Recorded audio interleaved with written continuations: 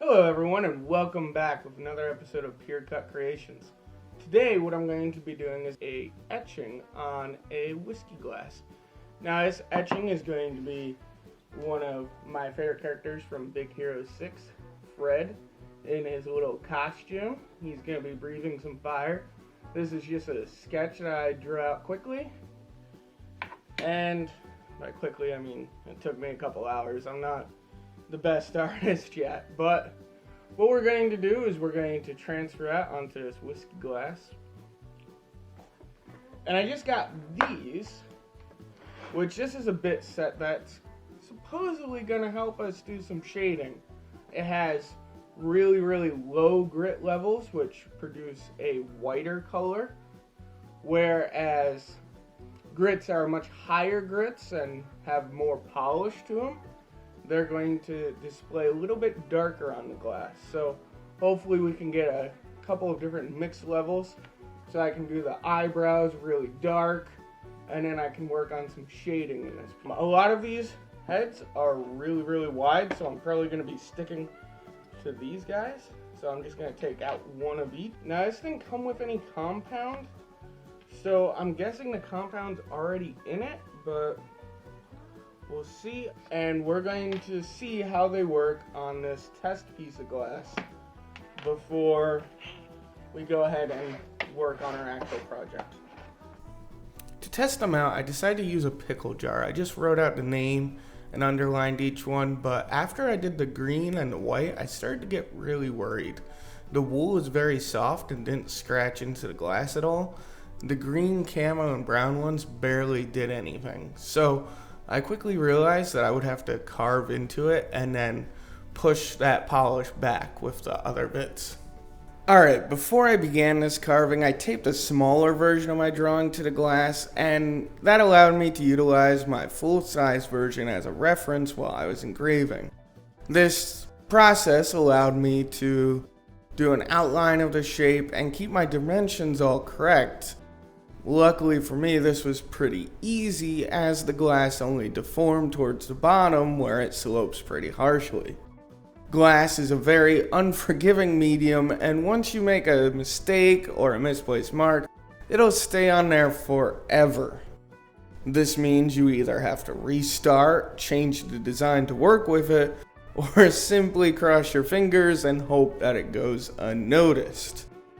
Considering whiskey glasses are quite expensive though, and I was very cautious with this engraving. Unfortunately, that being said, I still make one tiny stuff up, but I think it is small enough that nobody's gonna notice it. Anyway, after getting the shape down, it was time for me to try my hand at some shading, which I was really excited to do, as this was my first attempt. But honestly, I was also pretty worried if it was going to work. I didn't really practice much with these bits, only a little bit on the pickle jar. So when I got into it, I wasn't surprised that I struggled a lot to get it to shade. Considering all of the bits except for the pink one barely do anything, and the pink ones scratch it up about as much as the diamond bits, it doesn't really leave me with many options for a gradient until I realize that I can mark it up with the pink one and slowly polish it clearer and clearer with the other colors. I mostly use the one that I called camo. I looked it up and the manufacturer calls it sesame. I call it camo. It's green and brown and has specks of blacks in it, so I just call it camo.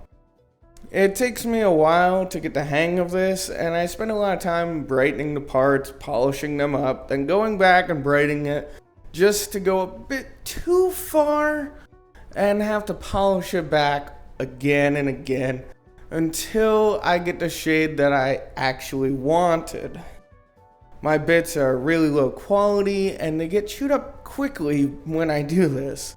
Some of the bits I use run right down to the metal inside, and I had to toss them and use the other one, considering you only get 2 of each shape in a pack. This really used up my resources quickly.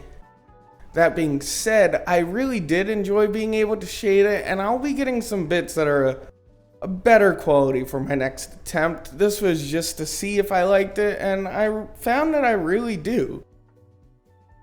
Since I polished it and shaded it so many times though, the line work on the outside begins to look a bit dull. So I go around the edge one last time with the diamond bit to clean it up and make it look sharp and really brighten it.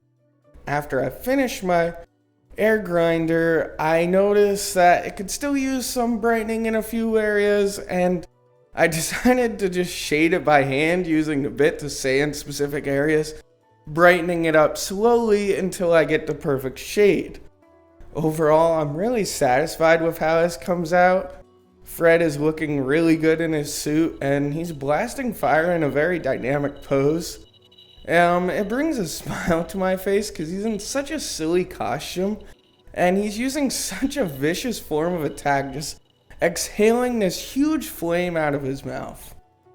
Now, if this video brought a smile to your face, please consider giving it a like and maybe a comment. Also, if you really enjoyed it, don't forget to subscribe to my channel or ring that bell so you can be notified of my next video. Also, feel free to watch some more of my stuff or even check out my channel. Thank you for watching and all the support you guys give me. And I'll be seeing you next time for some more fun projects.